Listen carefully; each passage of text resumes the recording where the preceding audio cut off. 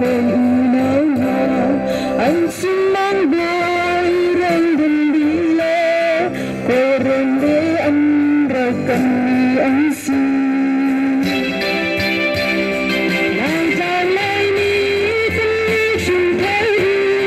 anh cần trà chân cần đi buồn hơn thành thơ ngây lẽ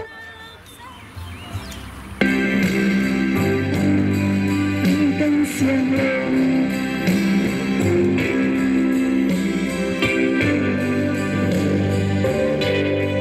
giờ chẳng khi nhớ anh đi cánh chân cần thùng mới mây được lệ tu chỉ quên đi riêng cho mùa si cần tuần chúa cần y cần hơi lên lại càng lấy đi cần xin thấy anh cần trà chân cần đi từ hà đi chẳng thương ngày nay tim anh lên trống anh cần xiềng lên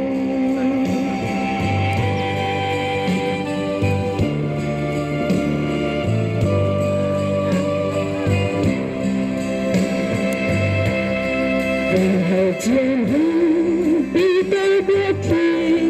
bằng sáng liên tiếng và tì bánh chim anh lưu lại khi đo rèn hình thi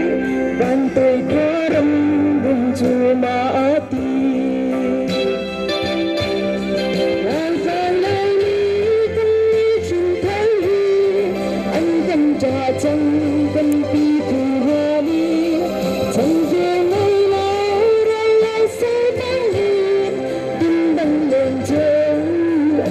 xiềng lên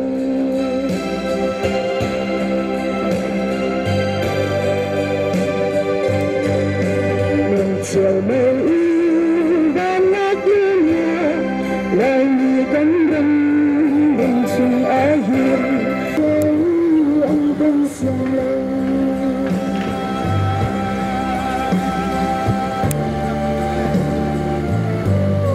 tình xin phai